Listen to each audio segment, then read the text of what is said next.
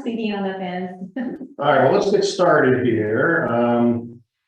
Okay, so I'm gonna start doing so contract to close, this is the first, so I guess what they're really meaning is like, if you get in contract to finally closing, and so you realize how many things, that you have to do during that time period. So we'll talk about the basic here, so let me just, all right, I gotta get used to. This is not.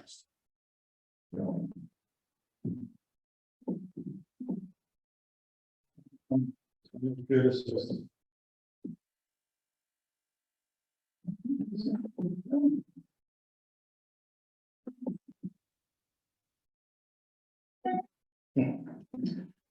Try this out.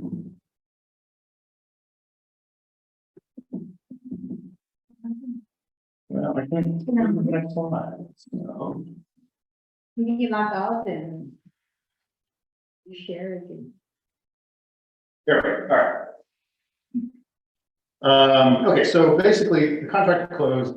We're going to kind of walk through exactly what happens on these different slides. So, let's see. That needs to be moved out of the way. We'll get there, folks. Don't worry. Just a few little hiccups. There.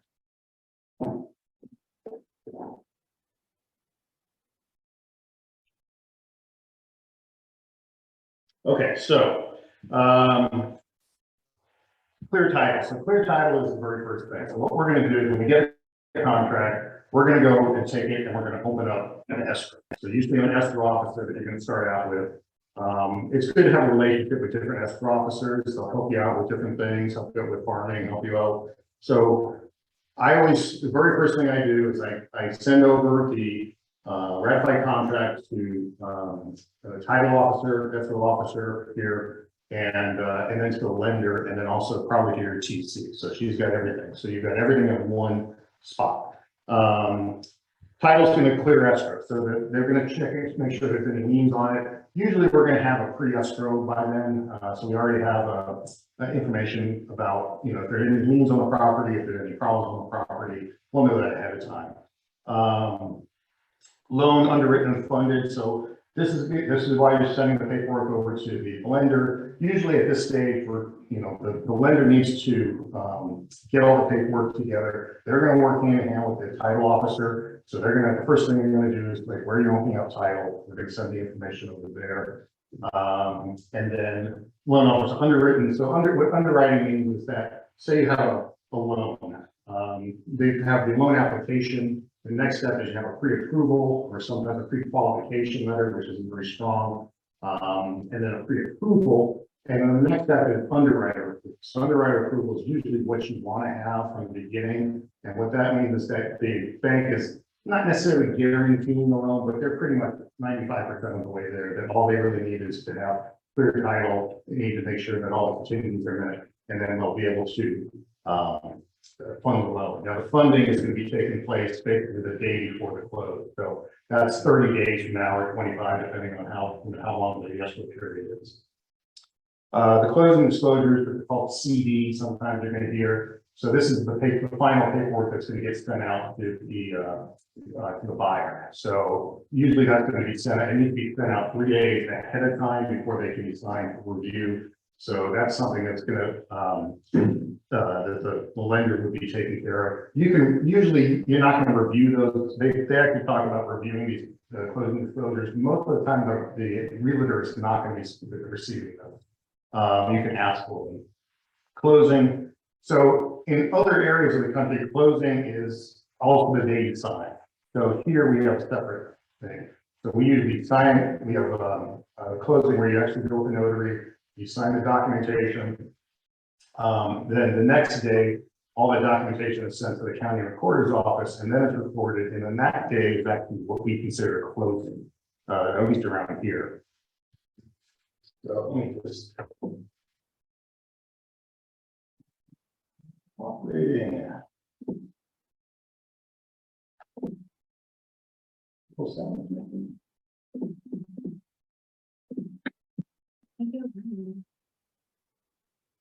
Okay. Okay, so we're gonna go down through the list here. So this is a little section, open title, through the contract to sign, submit the contract to earnest money or title and escrow company. The buyer's agent will be doing that, usually not the seller, the listing agent. Earnest money to title, so that's usually within 3 days, so that's usually gonna be 3%.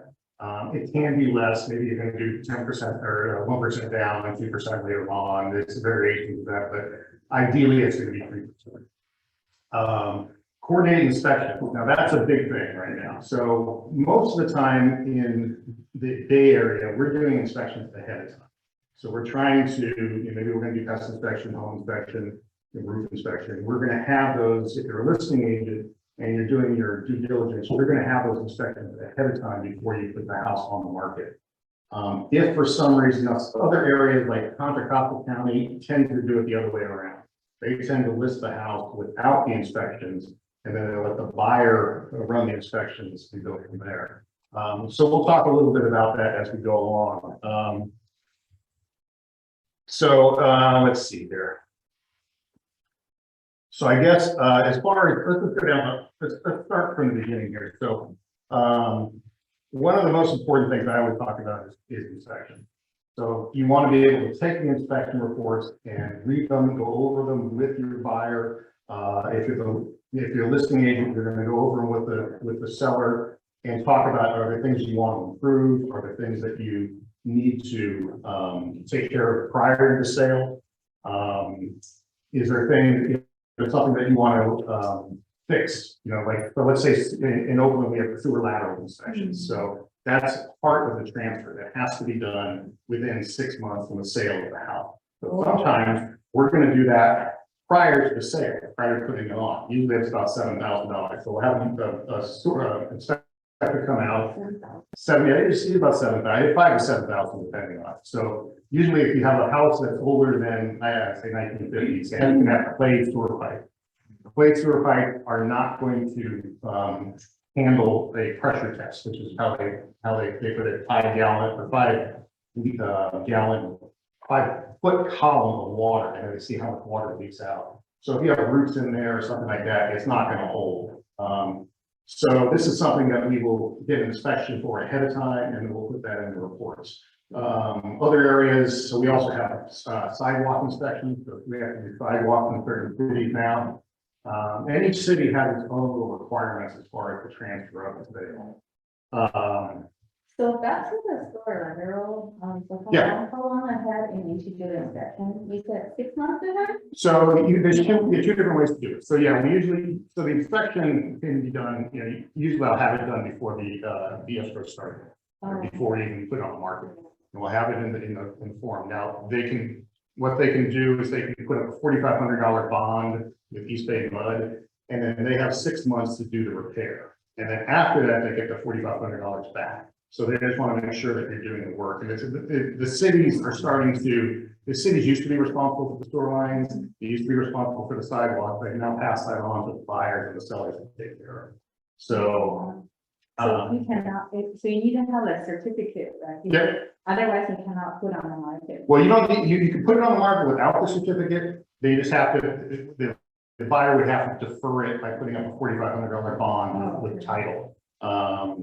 So all of these things that have to be done at some point, and it's a negotiated item. It doesn't have to be done by the seller. It doesn't have to be done by the buyer. You can negotiate who takes care of it. Some people don't want to put, $4,500 in the beginning. They'd rather buy the house, already taken care of. There's different variations on that. So this is another thing that's really important, is that you want to have a good stable group of inspectors for all these different things. So, pest inspectors have one that's reliable that you like. Home inspections, I usually have 2 or 3 different people that I like, because sometimes you can't get the one you like, so you want to use somebody else. I want to also, if I'm a listing agent, I want to make sure that I've got quality inspectors that are finding the problems. I'm not going to, Home Guard is one I don't really like. They don't train their inspectors very well sometimes. It's a hit and miss kind of basis. And what will happen is that they, they'll come out and they just kind of do a basic checklist. They walk into the bathroom, they look around, okay, there's a bathroom, check. You know, I want the guy looking under the sink, I want him to find leaks, I want him to find all the things that are wrong with the house, because I want to disclose that up front. And if I'm a buyer's agent and I'm doing inspections, but I don't have any, I want to find everything we know from the beginning of what's wrong with that house. So it's always helpful to have a good list of inspectors. So who do you recommend? Who do you trust? Well, in my area, I use Keith Parkinson, who's an inspector up there. I use Omega for pest inspection. I use Two Brother Roofing for my roof inspection. And then I have a variety of people for sewer lateral inspections. Here we don't do, you know, a lot of other areas you would do maybe mold inspections or something like that. So you don't do that as much here, but you just want to have a full stable because you don't know what's going to come up with, you know. And like the other day, I just had a structural engineer come. They're going to sell a house and they found a big crack in the retaining wall behind the house after they pulled the ivy off. So then we had to get a different inspector out there. And so you just have to have a little treasure trove of different inspectors for different situations. When you have a home inspector, he's usually going to recommend certain additional inspectors. Maybe he's not, home inspectors aren't allowed to use the word pest or use the word termite or use the word dry rot. They're just not allowed to by law. So they're going to say that there was water damage. They're going to say that there was evidence of insects or something like that. That's all they're allowed to say. So you have to have the right people plug in the right places. So we talked about title and escrow people. Those are people you're going to be dealing with. Well, here in Northern California, title and escrow are done under the same company. In Southern California, title and escrow are separate. So you got two separate companies for one for the title and one for the escrow. You're going to be dealing with the appraisers during this. So the appraiser is obviously, if you're working from the buyer's side or the seller's side, you want to coordinate with the appraiser to make sure that you go out there and give them comps that are going to justify the price. Sometimes when the prices are going up so quickly, we don't have enough comps to justify the pricing that our buyers or sellers are getting. So we need to make sure we go out with enough comps to justify that price, so we don't have any problems with the appraisal. Sometimes I've written in, you know, so let's say we write an offer for $1 million and the appraiser comes back and says, well, I think it's worth $950. Then we have to go back and renegotiate that price point. Or in a lot of these situations, sellers or buyers are waiving all their contingencies, appraisal contingency, they would have to come up with an extra $50,000 down payment. So you want to make sure that you're protecting your buyers and sellers on that with the appraisal. So you hand in the palms on the appraisers. I usually try to meet the appraiser. I don't want to get in his way. I don't want to bug them. But at the end, I say, here's the comp that I'd like to review from, you know, how I feel. You know? And sometimes they're happy. And we just have an appraiser who drove all the way up from LA. As a seller's agent or the buyer? I was the buyer's agent. Oh. And so we had a 6-unit property and they actually sent an appraiser all the way up from LA to do the appraisal. And so I needed to educate him about what the comps were in the area. So you got to deal with that sometimes. So, and repair vendors, and this is another little term that we don't deal with quite as much. Now mind you, we're going to change it from a seller's market to possibly a buyer's market here. And we might be able to ask for repairs and things like that. But a lot of times we'll go and do inspections and you just take the house as is. In the old days, you know, a few years ago, we were able to say, hey, you know, we like the house, but we need you to do some repairs on it. So, A quick question. yeah. So I recently read some inspection reports and I can clearly tell that to my clients, I feel like I never witnessed this one and their inspections are really easy. Yeah. Doesn't seem to discover much. And I recommend my buyers to talk to those inspectors when for the questions or even pay upfront. So what do you do normally? Sorry, this I'm sure. No, Yeah, I have to wear it to see. So if you see some inspection report not super solid and the buyer doesn't seem like to pay the money upfront, what's the best way to handle this kind of situation? Well, so again, I think the buyer should do any of these things. I mean, sometimes I have fronted, the inspections or something like that and said, well, you can pay me outside of escrow later on or something. Certain buyers, I know they don't want to do it. They just don't want to do additional inspections or things like that. And you kind of have to live with that. There's a little form that you fill out and they have to say, like, I am not going to do these things. And you have to put it on them and say, this is not my advice. My advice for you is to do these reports and do these inspections. If they don't want to do them, it's their choice. But you want to you want to navigate them through it and advise them as need be. Okay, so, if I see something like, I don't see this inspected to be sugarful, and I tell my clients, I would suggest you to hire someone to replace an offer if you decided not to. I do my due diligence, right? Yeah, as long as you're telling it, and sometimes I've been a lot better about taking notes on it. Like, I advised them this, or I told them that. And there is the form, it's the BIW, it's the buyer investigation, DWI. Anyway, it's a list of everything, and they actually have to sign off on it that we're not going to do additional reports. So you have that in your file of that. Oh, yes. And there's one that's much more extensive that lists like 45 different inspections. And they would have to go through and say, I'm not doing this, I'm not doing that, but yeah, you don't use it as much because it's not required, but it'll have everything on there like mold reports and radon reports and a lot of stuff that we don't do here, but they do back east. Okay. But those are in the natural hazard disclosures, that all those terms are there. Yeah, so the natural hazard disclosure is a separate one. That's a requirement as well. Seller usually pays for that ahead of time. And that has everything on there. Are you in are you in a tidal wave zone? Is there a meth lab nearby? Are you near a gunnery range? I mean, it has everything under the sun there. And these are just things that, we don't really worry about them too much here, but there's, if you within, like, let's say there was if there is a meth lab, they have to disclose that on all the paperwork, and it's in those disclosures. So that's something we don't have to read through it. It's like 45 pages, so not everybody reads through them. I require my buyers the first time. Yeah. It's fun reading. Yeah. Well, what I do with all of my buyers or sellers, even a brand new person, I give them a random disclosure packet. It might not even for a house that they like or if they decide, here's what you're going to be looking through. Just read through it so you know what to expect, Yeah. Thank you.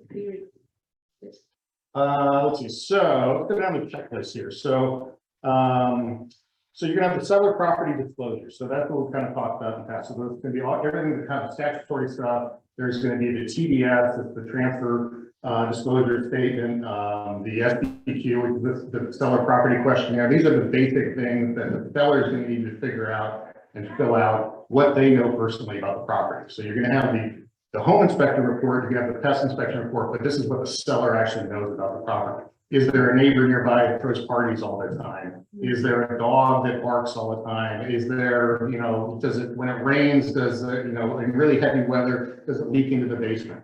Things that maybe might, from a home inspector standpoint, he might not know about at all. But, all the little minor things that people want to know about. Is it near a school? Is there a bus route that comes by? Those kind of things. Can you email us this one? What's that?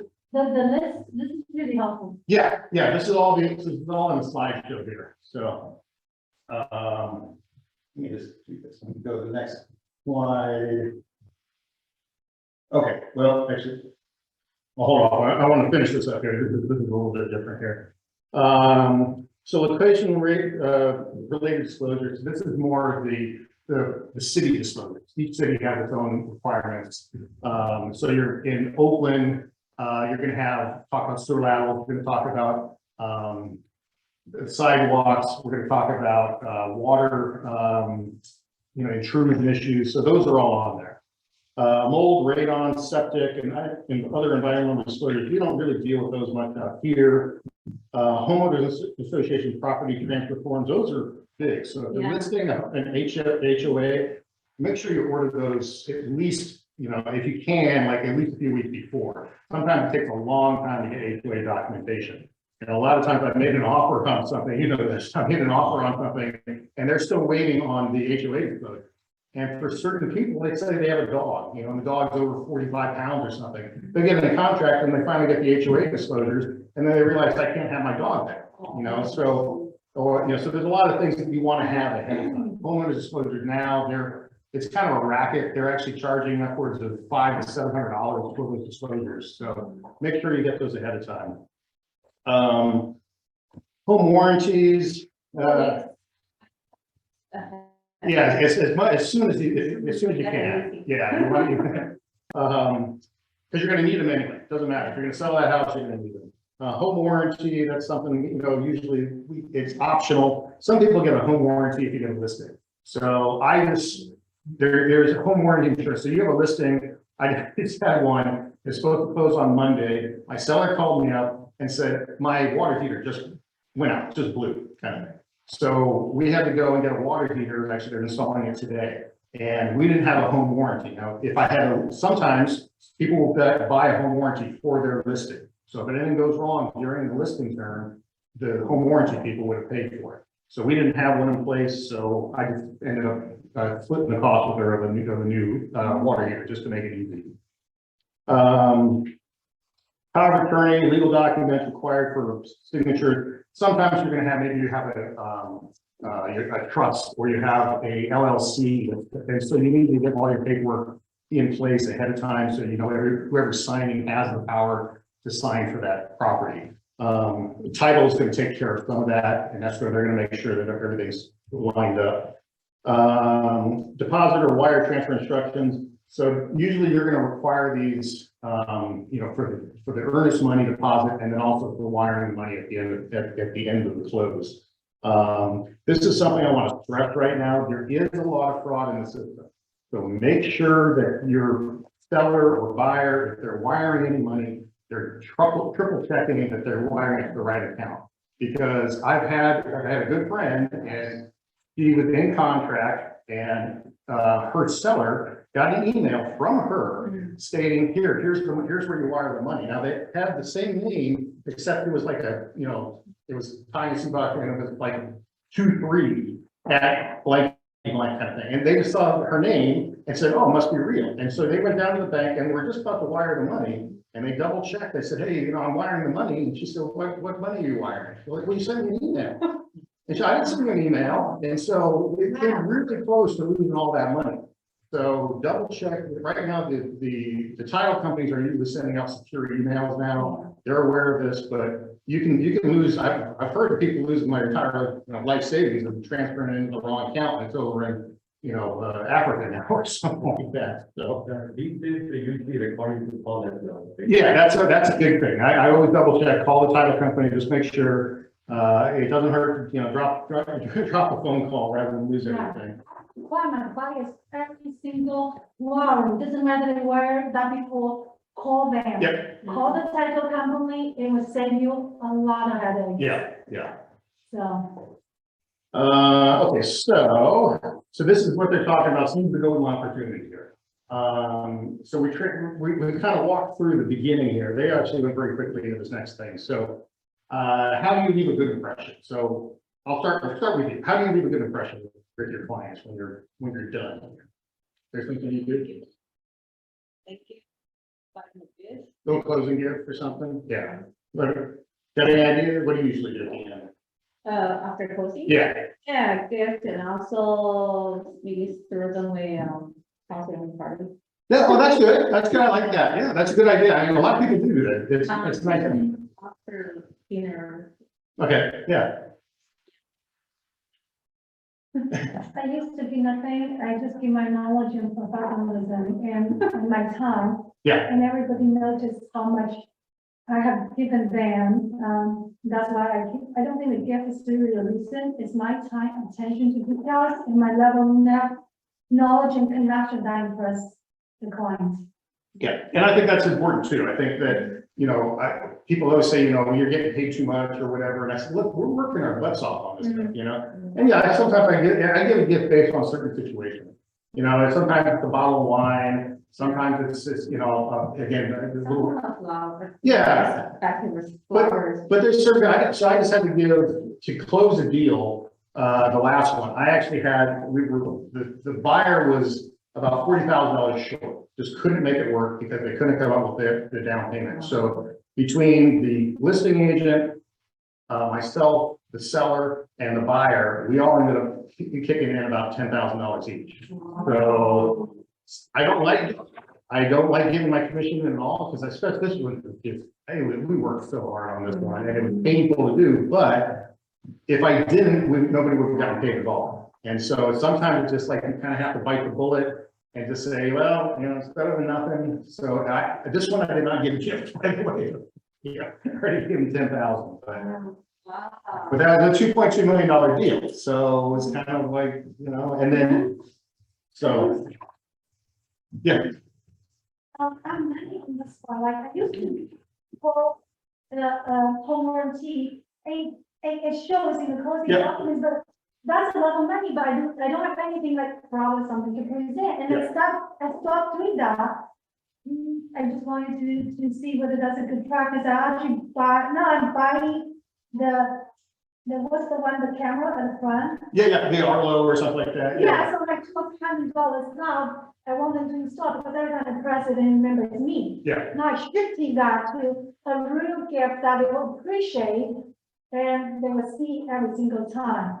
Yeah, and then, well, so the home warranty, yeah, I mean, I usually try to have, if you're writing from the buyer's end, you try to have the seller pay for it or something like that. Sometimes if I'm competitive, I don't put it in there because, and then I've had times where I bought it for the buyer.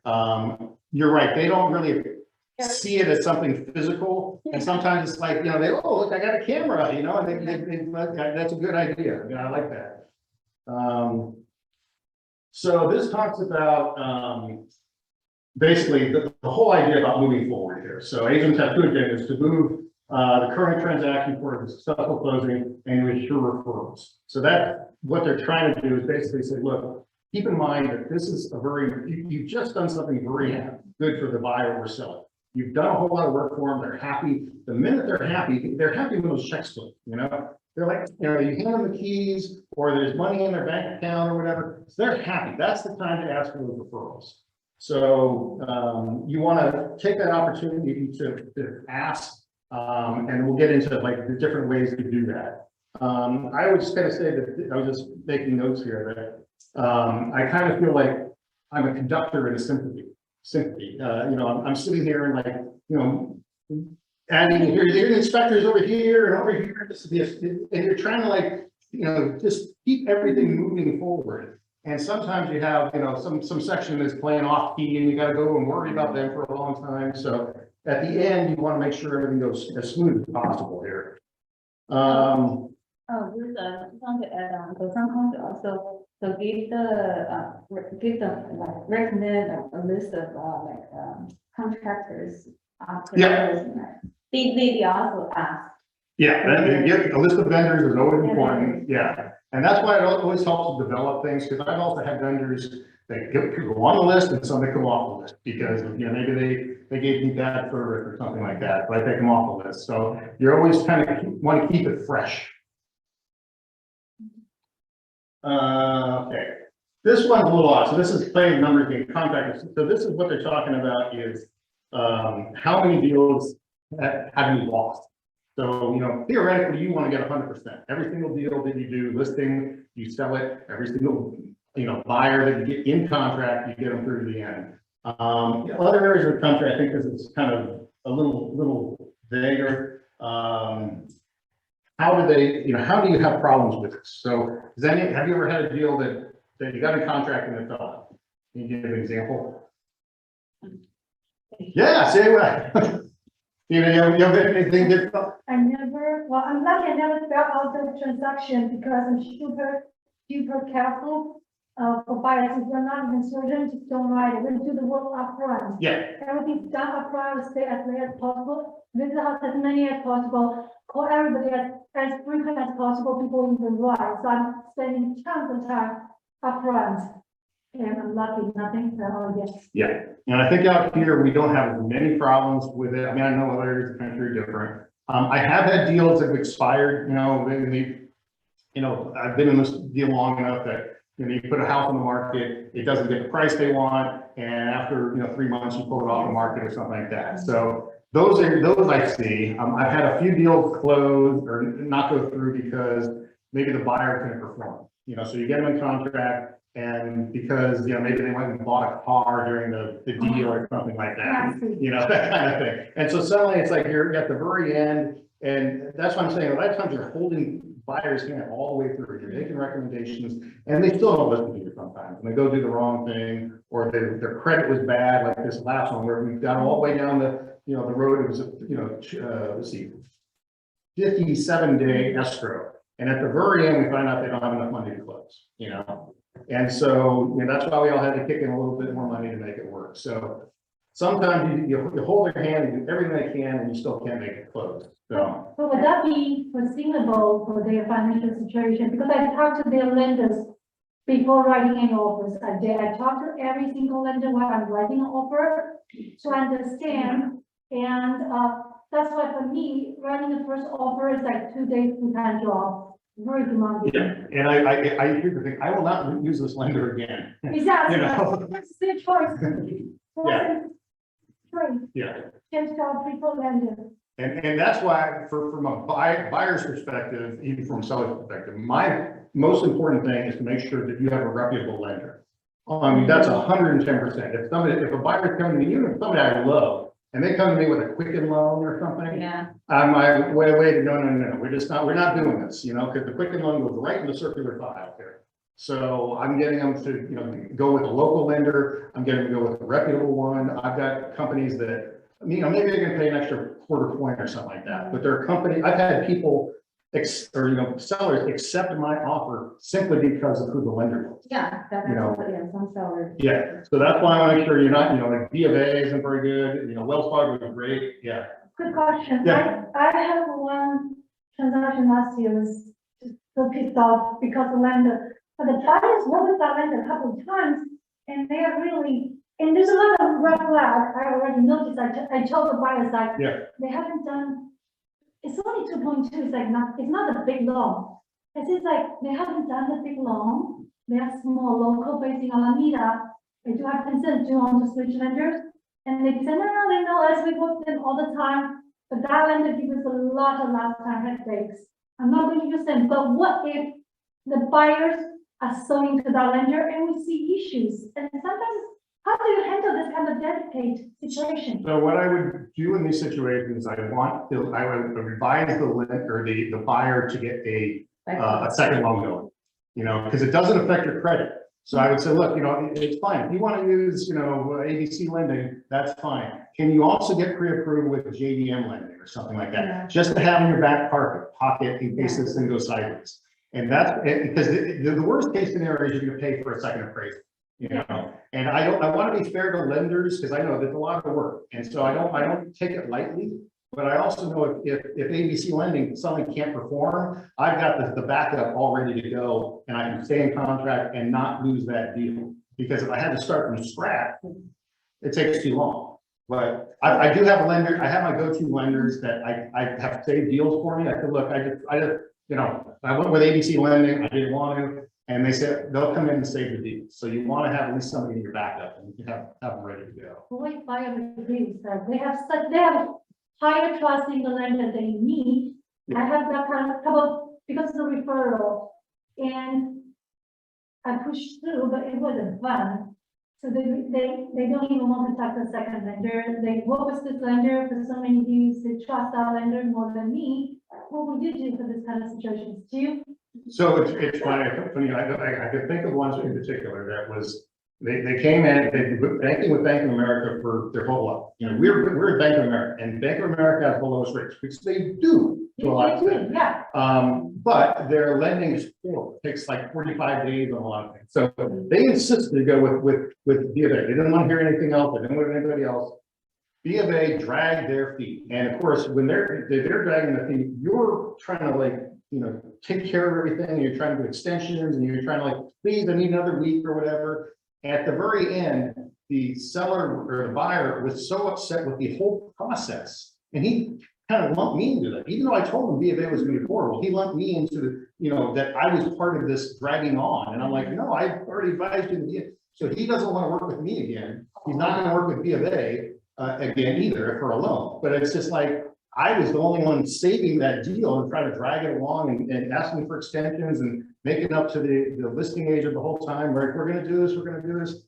But from the buyer's perspective, they got dragged through the mud on all this and they just didn't want anything to do with anything at the end, so. So it looks like, so at the beginning, you have to push them to get it as a backup lender. Yeah, That's if I smell problems, I'm gonna just say, just on that fact, you already have the paperwork already, everything you gave over to B of A, just give it over to the other company. You know, it's already, it doesn't hurt, doesn't affect your credit score at all. You know, sometimes the worst case, you're gonna pay another, like $600 for an appraisal.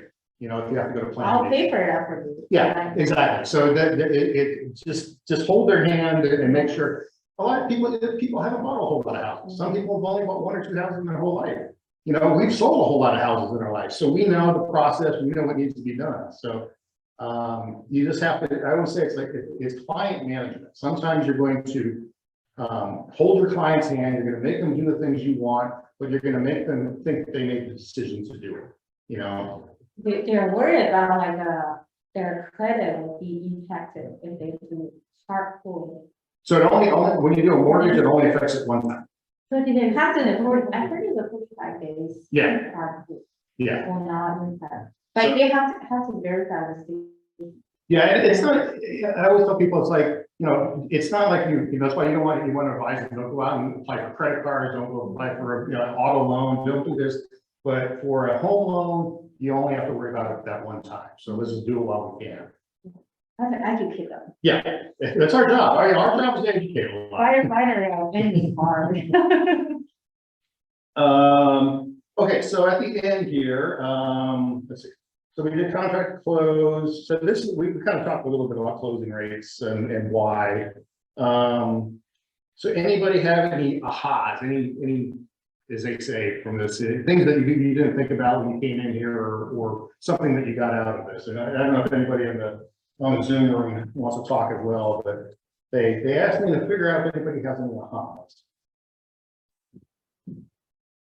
And then as far as this, they also said, they talked, this is obviously KWU. What's the one thing that you can do right now, contract to close, make everything else easier? So is there anything that you came up with or thoughts that you came up with that are different? If not, we can just move on. So, Yeah. the last thing that we just did, Yeah. having pre-approval going on in Keller, if they prefer a lender which is not so well reputed or not so well known, and there's so much uncertainty, get them pre-approved with a lender. Yeah. So that's an offer. And pick lenders that you really trust. I mean, there's lenders out there that are rock stars, you know, and they're always good to have in your back pocket, even if you don't use them for a deal. Call them up for advice, you know, they'll say, hey, look, you know, how this is going, you know, I know this quick and loan can be really difficult, but what would you do in this situation? So, I actually have a aha. I really love the line, always push the buyers for a second pre-approval if you never work with the lender. Doesn't matter whether that lender is solid or not, ask them to do a pre-approval. If it never works with the lender, I think it's a very good practice. yeah. And I always want to have, my thing now is I want to work with lenders who are doing underwriter approval from the beginning. So, you know, you've got a pre-qualification letter, which means they filled out something online. Yeah. And they gave them a letter. That means nothing, you know, and if you're a listing agent and you're accepting somebody with a pre-qualification, you're not doing a good job.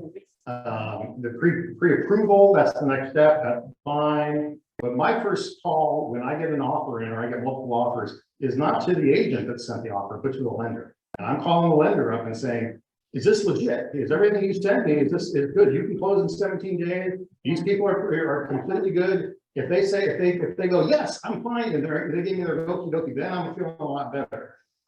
Same thing, like I said, I've had offers accepted because of the lender, and the other way around. I'll accept a good offer, and maybe it's $5,000 less or something like that, if they're using a lender that I've heard of that I like. It's like, oh, I've worked with JDM, I love them, you know, they're good people. They're gonna get this closed. When I see my buyers use the GNCD, people, I'm scared. No, okay, I'll recommend you to talk to my lenders from Wells Fargo and other, you know, keys. A couple of them. Yeah. Regulations. Well, I used to do VA loan. I still do them. I guess So we just got somebody in contract on a VA loan. But back then it was, I was getting referrals from a company called Navy Federal, and they were just horrible. They were back east, and they, you know, they dragged things out, and it was just, I had nice gray hair, you know, after that. Yes. You pick So- up a little person, you got tortured. Just get a good lender. It's gonna make your life a lot easier. It's gonna make your buyer's life a lot easier. If you're accepting an offer from the seller, make sure you got a good lender on the buyer's side. It's just gonna make everybody's life a lot easier. Oh, what happened here?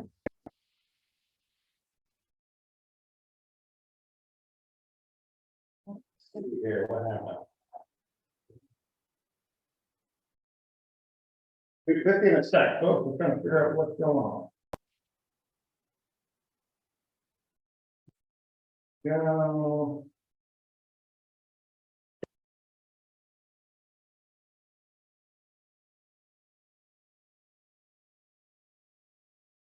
Oh, okay, we're back. What you do? Good thing I'm working. Let's start. We'll move back. Okay, chapter 7.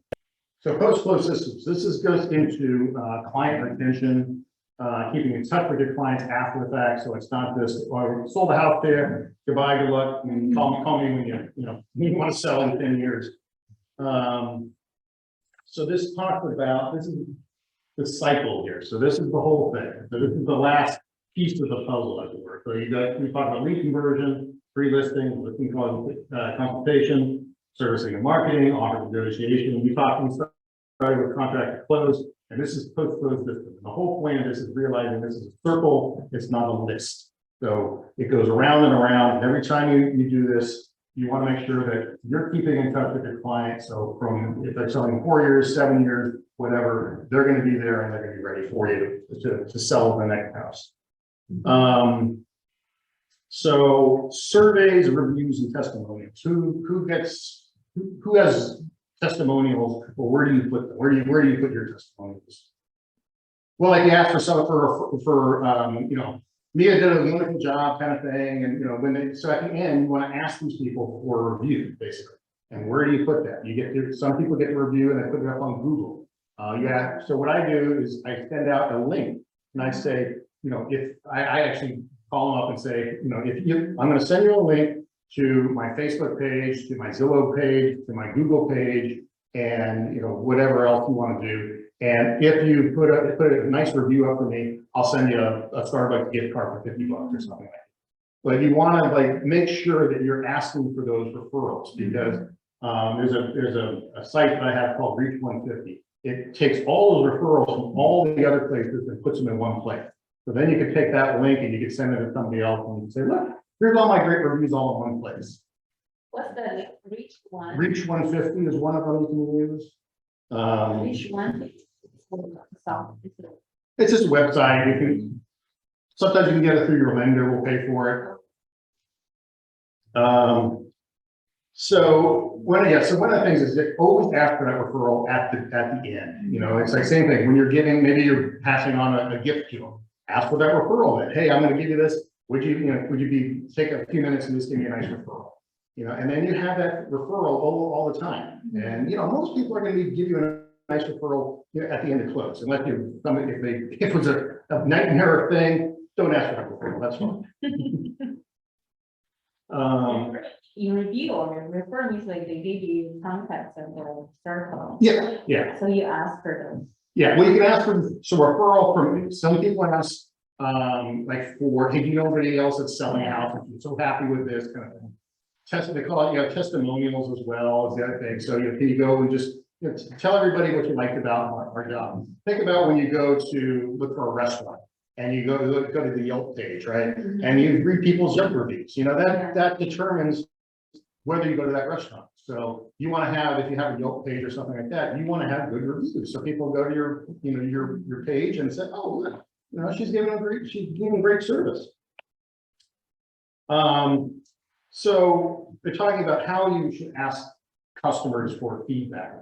Do you ask? So this is dropping client contact. So you don't want to do this. You don't want to do it. You don't want to just be, okay, we're done and never hear from you.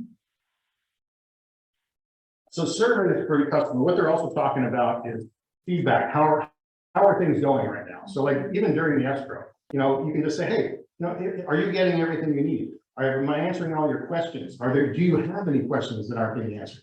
Because again, a lot of people have not sold a house in 5-6 years. They don't know the process. So yeah, educate them, let them know. And sometimes if they feel that, especially when things are going kind of funky and awkward, that you're not there to make things clear for them. So make sure that they're 100% clear on every single process of what's going on. So I always do that in the middle of, like halfway through the deal. So maybe there's, the lender's dealing with things or something, and you've already done inspections, and there's 2 weeks to close. There's not really a reason for you to be talking. Well, there is, but I mean, there's not a specific reason that you're talking with your buyer or your seller during that time.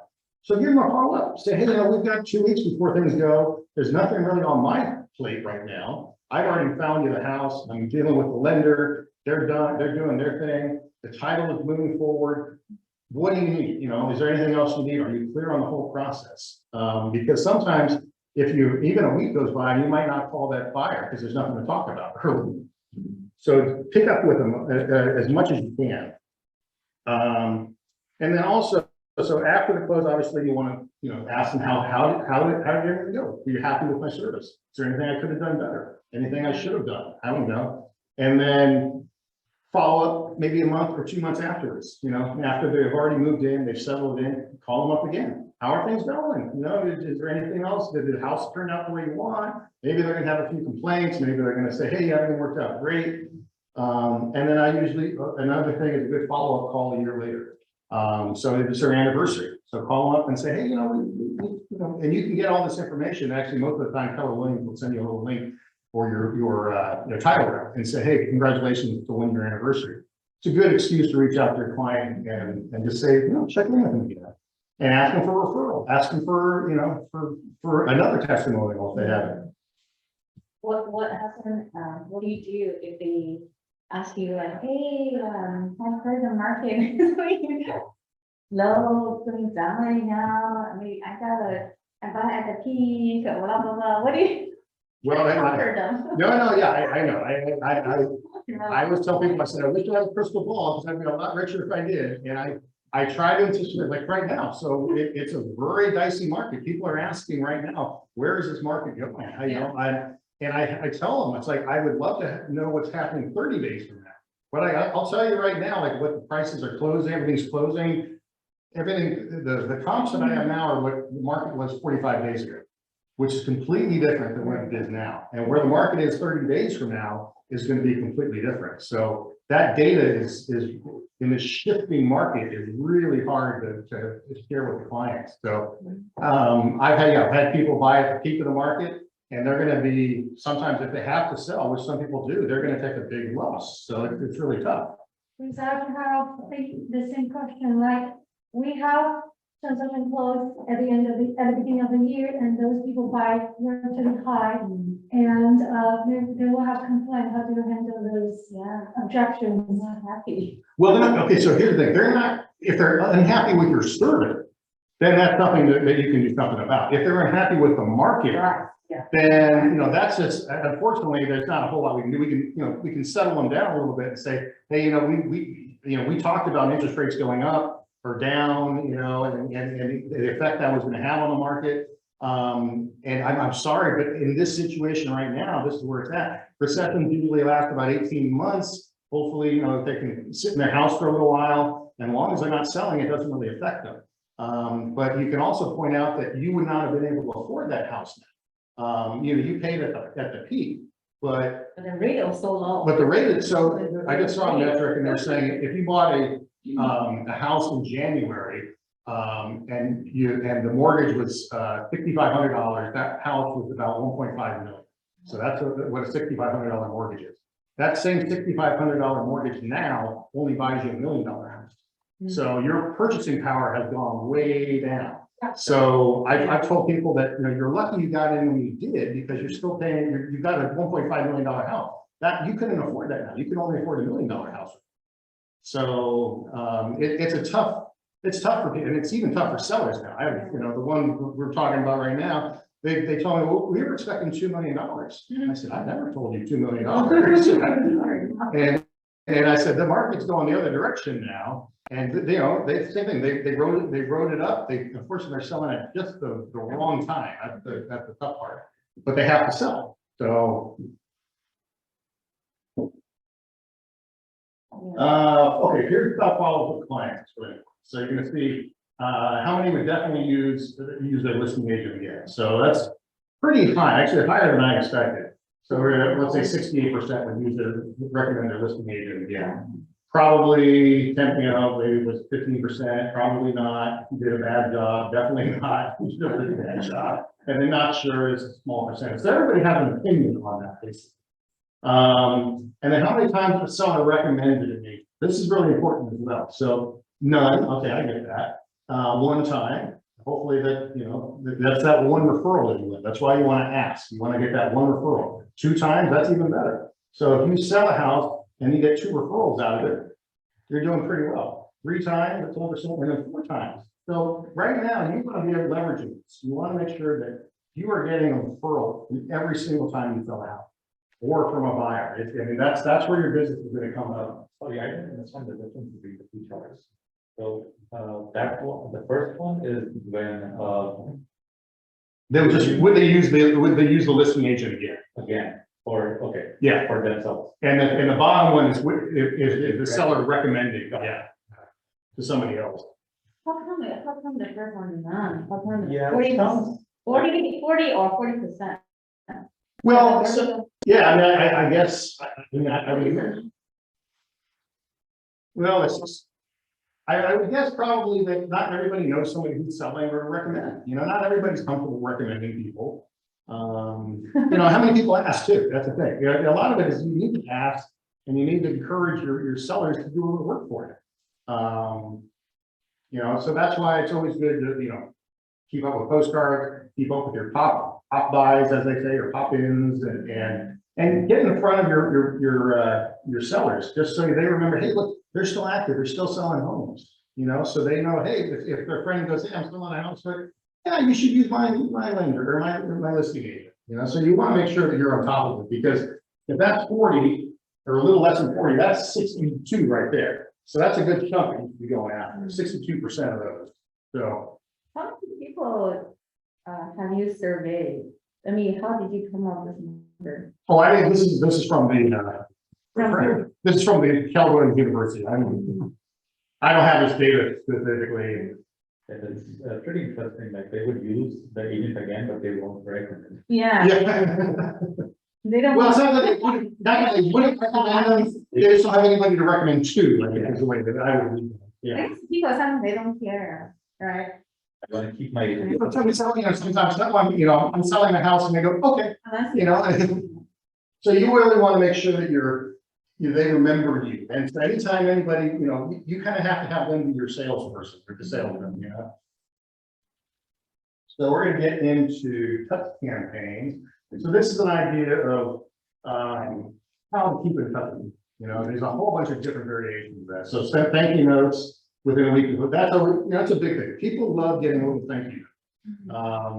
I usually carry cards around. Actually, I've got some in my bag, and I just carry them around with me. And sometimes I just write a little, you know, thank you, put it in the mail, boom, done. And even if somebody, it doesn't have to be a sale. Maybe it's just I saw somebody who I remembered, or you know, we bumped into each other at the post office or something. And I'll just write a little thank you note and say, hey, great seeing you at the post office, and put a little card in there. And so those are cheap. I mean, again, that's the cost of a stamp and a note. So for 75 cents, you can really, and nobody gets personalized cards anymore. You know how, especially, I don't know, if you get one in the mail, yeah, you took time to write me a card. Now they do have the handwritten ones, I don't know, or the machine written ones that look like they're hand done. I don't know if you've seen these. So I get these from different agents every once in a while, you know, who are even marketing to me. And it was funny because a neighbor got one and they thought it was so, she sent me this personal card and she was so happy. You know, it was a really long letter, it was all nice cursive and everything. And I said, she said the same thing out to 100 people. And she goes, it took her, she did that for 100 cards. I go, no, it was a machine that did it. she was so proud that she thought this agent would like work so hard and wrote handwritten 100 of these. I said, no. That's important. Yeah. We'll receive the handwriting. But people, it means something to people. Yeah. People text me and say, hey, thank you for your card. Wow. So that's big. Yeah, so obviously, thank you. I think that's a big one. Newsletter, general marketing info, team, client news. I do a newsletter, and I do it every Friday. I send my newsletter out. It goes out at 8:55 a.m. because that's one of the times that they figured out where everybody's sitting in front of their computer. They get to work. They got a little bit of time. I've been generating a ton of business from my newsletter. And all I do with my news, I don't do cooking recipes, but I take 4 articles, maybe one on architecture, or maybe it was something I saw, a really interesting home I saw or a listing. I have my mom actually writes a blog about a different house every day or every week that she likes. And so I have 4 links in there with just photos. I don't do a lot. It might take me 10 minutes to put this newsletter together. Down at the bottom, I have a bunch of links for different listings that have come up. If I have my own listing, I have it up on the top of the newsletter. But I put it out every Friday, and I've been getting a lot of business from that newsletter. A lot of business. Where do you put it? Facebook? Well, I could put it on Facebook, but most of the time it's just an email that I send out. Oh, email, newsletter. Yeah. And so I get people, it's interesting. I've had people who I haven't interacted with in 2-3 years. Mhm. And they call me up and they go, you know what, I'm ready to sell my house. I've been getting your newsletter, I've been enjoying it, but I've never had any feedback from anything, but they didn't get the newsletter. They said, oh, we're looking for your newsletter and the different Wow. links. So it's really quick and easy to do. Is it likely you can send us a copy of the news? Yeah, I'd be happy to, yeah. Thank you so much. We are meeting. I'll show you a copy of it. I'll show you a copy of it after I share it. Market shops and customer mail service. So this is something you can also do. You can do it in the newsletter. Sometimes you just do a little follow-up email. You know, here's where the market's going. Sometimes I'll just write a little bit at the top, market's changing dramatically right now. So people just want to know what's going on with it. 2-page market reports, and mailing. So I mail these quarterly. I do. So, let me see. I'll show you what they look like. This is a line of it. So this is something bigger. So this is just the listing, and then on the back it says market data. So these usually we send out quarterly, a variation of this. The reason I like these is that you can have pictures on one side because you have your left brain and right brain people. So pictures for one side and then data for the other, and everybody seems to be happy here. So this is something good to send out. Postcards are big. We're doing a farm, and you want to send a postcard out at least every 6 weeks at a minimum, and you want to be consistent. You don't want to put it out for 2 months and then not do it for 6 months. If you're going to farm an area, farm it consistent.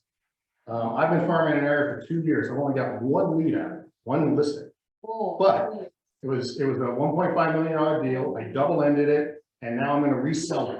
So right there, that's all I took. That's all it took. So paid for everything. Birthday cards. If you have the time, you can. Some people have a list of all their clients and their birthdays and everything, and they send a birthday card out, or their sons and daughters if you really want to get down it. With Command has a place to put all that information if you want to do that. So go ahead. It's just another reason to get in front of you. That's true. Yeah. So postcard, so how many do you usually send out, and where do you get those cheaper postcards? So Like $7. So usually, I have a farm. I do my farm and my sphere. So they all get the same postcard. So I have a farm of maybe, I don't know, 350 clients, and you can get a farm from their title rep. Sit down with your title rep and they can identify a farm for you. You don't want to just do random. You want to get a farm that has good turnover, that doesn't have a dominant agent. There's a whole lot of kind of theory about that. So, and then I use Print Papa, which is down here, ends up being about 75 cents a card to get sent out. Print what? Print Papa, Oh, PAPA. 7,000. Yeah. Yeah. And then that way it's like, and then you just want to make sure that you, like on my phone, I have a little reminder, postcard, just to remind myself the postcards need to go out to, because if you don't, next thing you know, it's been, 3 weeks since you were supposed to send a postcard, then it's 6 weeks, and then it's 9 months, and your clients forgot about you. So you want to make sure you're in front of your client. Every time you have a listing, send it out. If you have a closing and working with a buyer, send it out. Anniversary flowers, sure. If you want to do that, that's something for a first anniversary closing, go ahead and do that.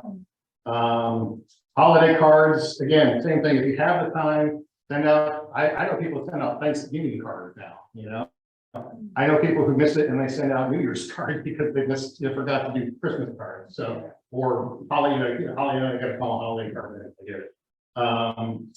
For vendor list, we're just talking about this, send a list of all the people. I got a whole long list of things, and maybe it's not just repair people. Maybe it's people of people at restaurants I like. Maybe it's just a list of things that you like, and put them on there. A certificate for ice cream, a coupon for seasonal food events, free property valuation. So there's always, people always go, what do I send out? You can always find something. Even if you don't have a list, there's a whole lot of reasons to send it. So do this, keep it out in front of it. And these are what you want to do. You want to do this, some variations of this, so that you're always in front of people. People are always remembering you're there reliving. Okay, so we're back. Sorry, I saw you have. Yeah. 30. Can you go back? I don't. That's okay. Okay. I saw you said you invite the annual party. Oh, yeah. So yes, annual client holiday. I don't do a personal client holiday party.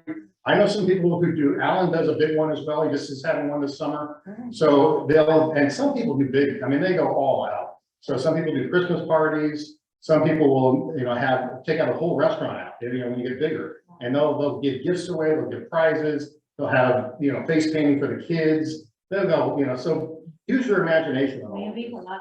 it. Well, yeah, when you go up, it's a little easier when you got a whole. I know people who rent out movie theaters, so you can rent out a movie theater, and you can have all your clients come and watch, whatever movie you want to watch. So. So again, this is the mini ahas or ideas. Anybody want to talk about there? So The newsletter. Yeah. newsletter is great, and I'll just before when I'm done with this, I'll share my screen. Show you. The content, yeah. Yeah. Mhm. Okay. Conclusion. So we're talking about the complete seller service cycle. Take action for your future. Accountability and action plans. So,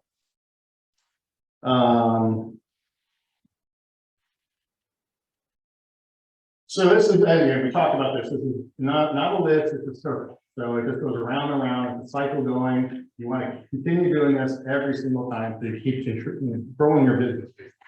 So we talked about, how some of these sellers, how many people they recommend again. So if you started with one, you roll around, if they recommended 3 times, and suddenly you've got 4 at the next cycle. Then you've got 6, and just think about how busy you can be if every single time you had a seller, even if they recommended 2 people, you'd be really busy by the end.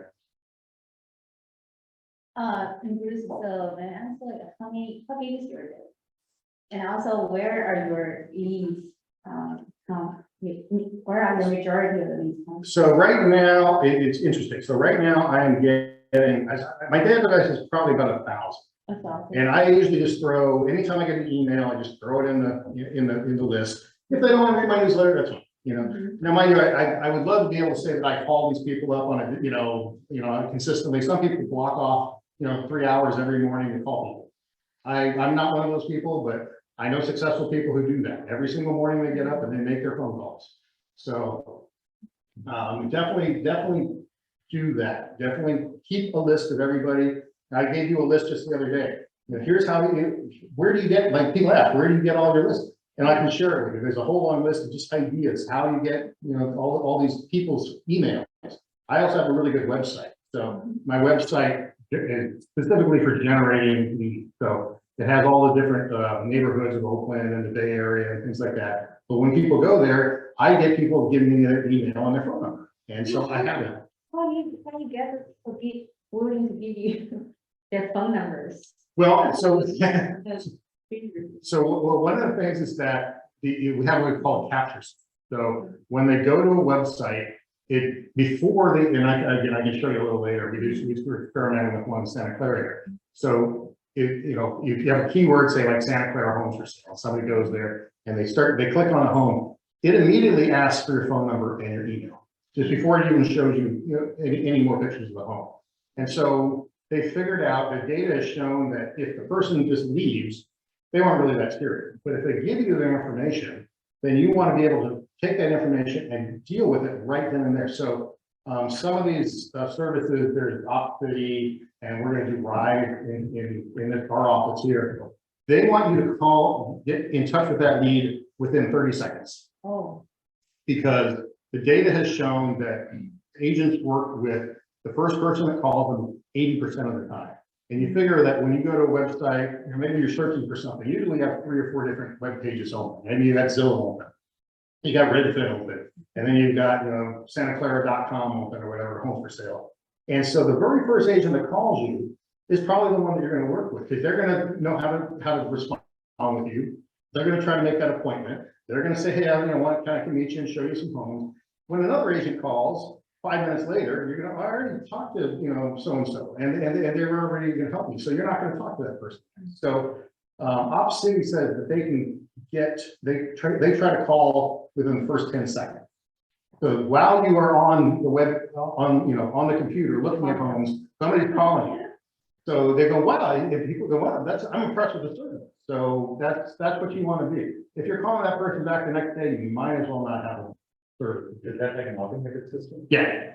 Well, I have one on my phone, and it will tell me. So the minute somebody gives me their data, my phone will beep and give me a text message and saying so-and-so just called. Opcity and these other ones will send you. So while they have the buyer, or usually it's buyers, on the phone, they're asking the questions. Are you pre-approved? What properties are you looking at? Then they're sending out the information to the agent. The very first agent that gets back, they say, hi, we have so-and-so on the line. They're looking at 1234 Main Street. They're pre-approved. They're working. Would you like to take them? And then they put these two together. And so that buyer and the agent are together within the first 30 seconds, a minute. So that can go a long way to forging a deal. And then it's up to you to kind of go from there. So this one has to do with everybody. This is an activity. Now you guys want to do this here. Write your version. So in the beginning, we did all this. Write your version of the winner's day. Use I and make it as personal as you can. Put your heart into it. Describe your big life. Don't let fear get in the way. So in the beginning, they were talking about imagining yourself a year from now. You go to the office just as you would any other Monday. You see a stack of leads. You will call. As you call these leads, you think about how easy it is to make an appointment with each one that you pre-qualify. Your delivery person will have a pre-listing package in their hands within an hour. As you speak with these sellers, you make a connection, say the right things, and explore how you can help out your new customers. When you're done with your calls, you realize you have 5 appointments booked and a solid follow-up plan for the rest. As you get ready for your appointments, you've already done your homework for each seller and know what your pricing you recommend. As the day progresses, all of your appointments will go well. Obviously, that would be a very nice thing to do. And again, I think it takes a lot of preparation to get to these things. You want to have a lot of positive influence on these. But dream big, think big. That's the thing. Yeah, that's what your sellers and buyers want. They want to see that you're successful. And I know when I first started this business, I was like, well, what am I going to tell them? And they're all going to think that I'm new to the business and I don't know what I'm doing. And I was psyching myself out before I went out there, and so I had to turn it around and wanted to let them know, hey, I'm ready. I'm here and I'm a successful agent. So you got to think positive from the get-go. So what did you tell your seller, when you were new? Oh, when I was new, boy. So when I started in 2007. So that was the market crash. Yeah. So that's when I started. And so everything changed from, the regular market, quote unquote, which I never experienced. I didn't know what a regular market was. I came in whenever the banks were foreclosing. Nobody knew we had short sales, which is where people were trying to sell their house for less than it was worth, which we might see a little of that now. You might start to see a little bit more of that now. And then REOs. So the REOs took a little while after. So the bank would foreclose. They would sit on these homes for about a year. And so there'd be a lot of vacant homes. And then the bank would sell the home. And so that's where I was learning how to generate buyers at the time, because buyers were hard to find at that time. And so I was getting off the internet with my lead capture system. So I had buyers to go and buy these homes from the bank. Now, if you had connections with the bank higher up, maybe you were selling some of these REOs. That was hard. That was hard to get for me because I had never in the business. So I didn't have the connections with the bank, but I did know how to generate buyers. And at the time I was getting buyers to buy REOs. Short sales were a different story because short sales took a long time. And sometimes you make an offer, you get accepted, and then it take the bank, 6 months to accept the deal. So it was a completely different model back then. Let's see here. So the one thing, action plan, again, we're going to, this is some of the stuff that everybody had done in the last year, so we're not going to go back, but just take a moment to think about one thing that you can do to make a change. One thing you can do, in contract to close, so that you can make a change for the better. One thing that you could do in the post-close, just to improve upon that. And then we're going to get into one of the things that I think is actually important is accountability. So obviously personal accountability, this is the number one thing that you want to make sure that you are true to yourself, that you get up every morning and you're doing the best job that you can do for yourself. Maybe you're going to the gym first, maybe you're eating better, all of these little minor things, but that's the one thing that, when you look in the mirror every morning, you're doing the best job that you can. The second thing is having a partner, accountability partner, or somebody that checks in with you every once in a while. I've got a lot of people who, maybe they're even in different offices. They're not Keller Williams right now, but they're in other offices. And every once in a while we say, hey, how are things going? Or how's your business going? Or, sometimes they'll call me up and they say, hey, I got this deal and it's not going right or something. Can you answer a question? And we just bounce things off of each other. So it's really important to start developing relationships with some of the other people in the office or just friends in the business that are in other offices. Just so you have somebody, when something comes up, you don't have to call the broker immediately and just say, hey, what do I do now?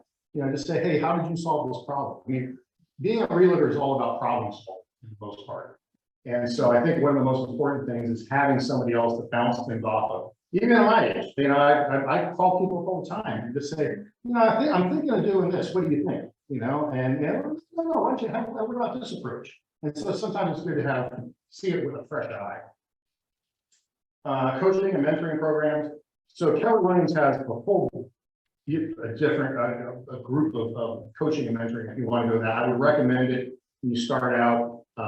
They have maps coaching, they have language of sale, 90-day listing in 90 days, or 90-day listing in 90 days, how to dominate your market, farming can make you millions. A lot of these classes, and that's what I originally liked about Keller Williams, is the amount of class and training that they have. When I first got into the business in 2007, they said, there's a desk, there's a phone, good luck. That was pretty much what my training was at the time. And so I was always kind of wondering why all the other agents didn't really want to talk to you. They didn't want to help out. They were kind of all in their own little world. And I just didn't feel that was very welcoming. Eventually it was like, I figured out on my own what to do. My transaction coordinator actually was probably the one that taught me more than anybody else in the office, because she would say, here's the next step you need to do in the deal. And I would love to have had the broker or somebody else just tell me these things, but the training really wasn't there. So I think that if you have access to this training, Bold, Ignite, these classes at the university, take them when you can. I mean, I know it's hard. Bold, I would definitely recommend when it comes up. So I think it's about $800 or something like that. They refund the first $800 on your first deal anyway. But it is a kind of like a boot camp for sales and things like that. And they really hype you up, get you going. You come out and you just feel like, I'm ready to sell. Let's go, go, go. So definitely take these classes when they come up. I have had coaches. I don't have any more. I'm right now. Who's your coach? I used to have Kitty Cole, who was my coach, who was up in San Jose.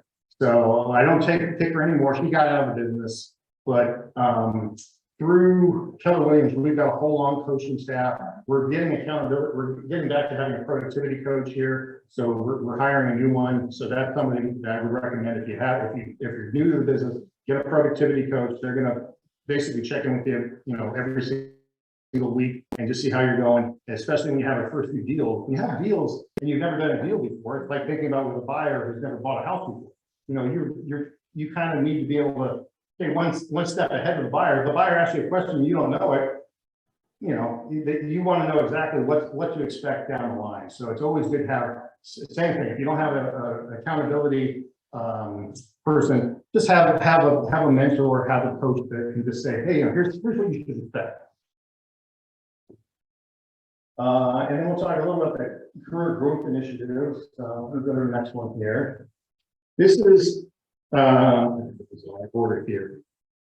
So these are the goals that they talked about. So, and again, if you want to write these down, I'll send all the link here. Time block for lead generation, 3 hours a day minimum. Some people do this religiously. They get up and they block it off. They turn their, turn all the distractions off, and they go down their database and they just start calling them.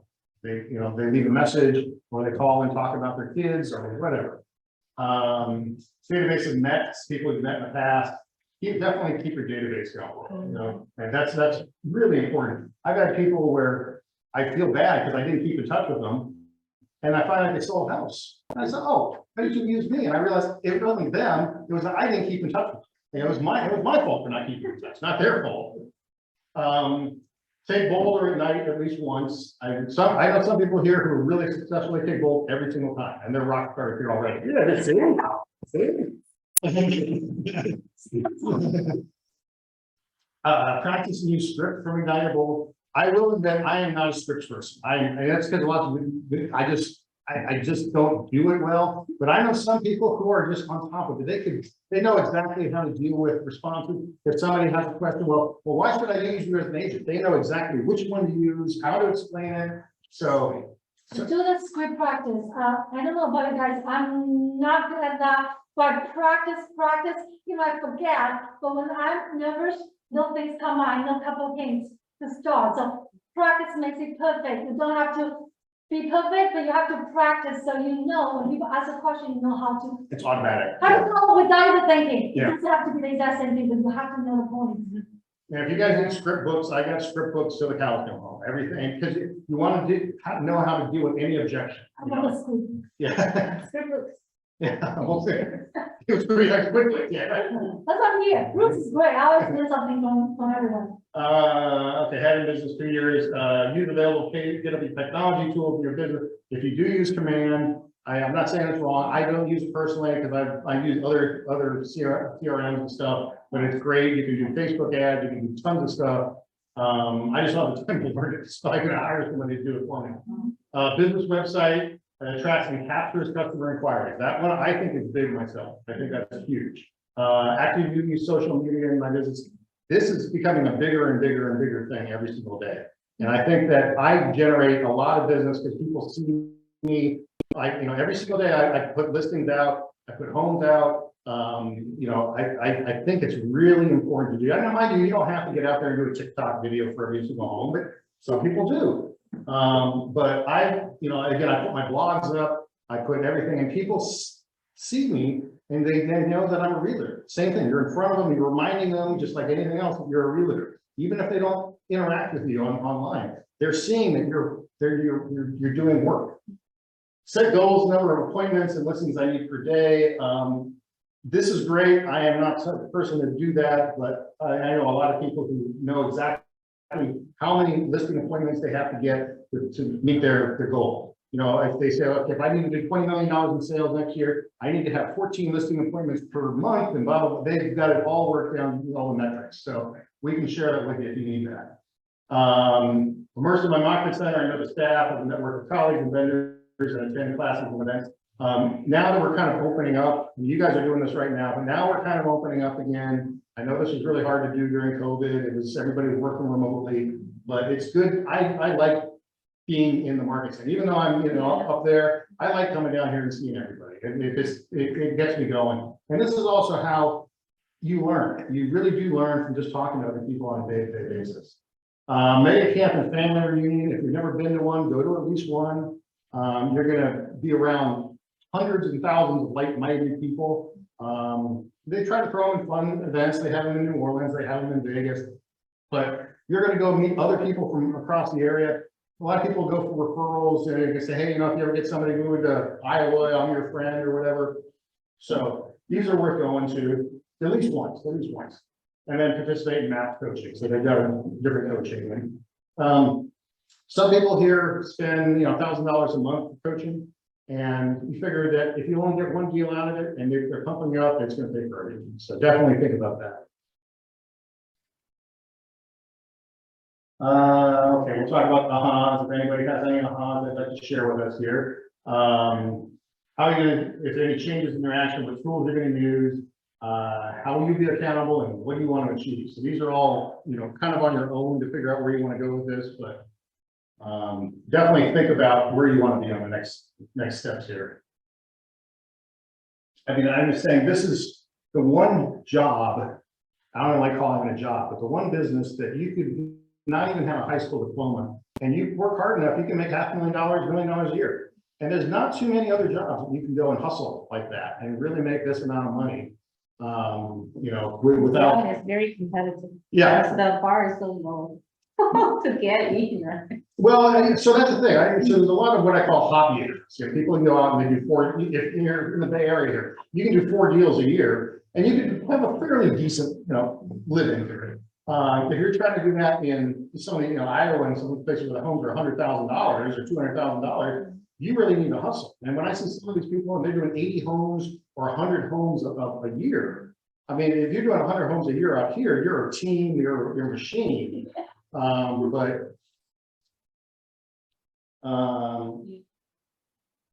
Okay, now we're done with description tools, so I'm not gonna get into that. That's the next one. So anyway, thank you so much for joining me. Any questions offhand or any good questions from the from Zoom? I don't know if I can hear anybody from Zoom. I'm not sure. I'm the wrong person for scripts, I'll tell you that.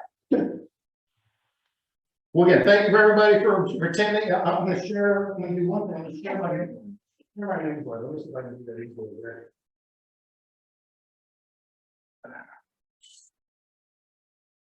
Give me 1 second to figure out how to get out of this here.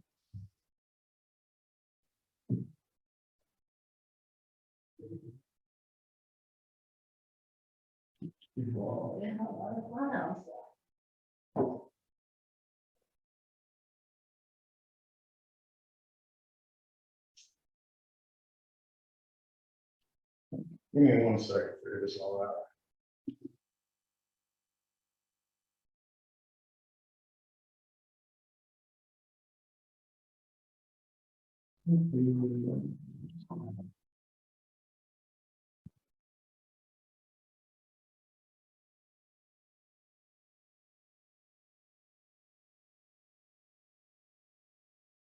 So I use SendGrid.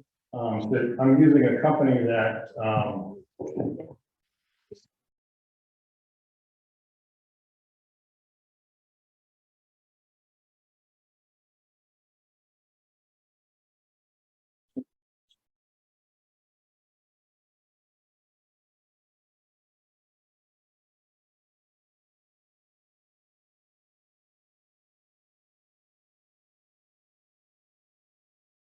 bear with me just 1 second.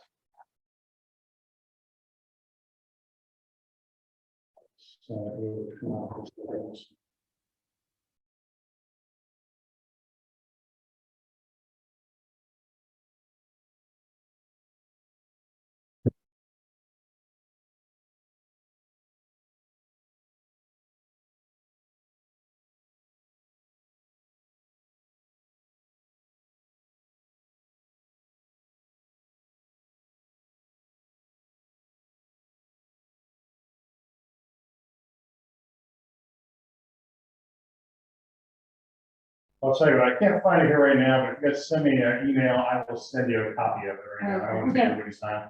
I'll send you an email. Okay, Yeah. Thank you they're so easy to do, easy to do. I don't know how I got to it, but I feel like everything, the process is always difficult, and that's why I'm here, just to learn. All right, thank you, everybody online. Thank you. Thank you so much. Liz.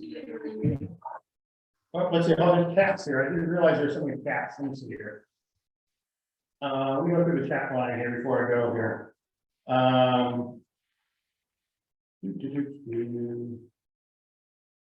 PDF is the same, it's one big PDF for all the sessions. Yeah. Okay. Newsletter, do I use a specific company? Yeah, I use SendGrid. And I can send you the link for that. And so the reason I use SendGrid is because it comes from a server that's not spam. So it usually will go into, because if you send like, you know, a group to, or an email out to Yeah. 500 people, they usually go, this is spam. So that's why I use SendGrid. Let's see. Slides, yeah, so the slides are everything. You should have a copy of those. I think these are the slides here, the Winwood sellers. That's the slide, the full slide thing right there. So, all right, everybody, appreciate it. And feel free to email me if you have any questions on the side. We'll go from there.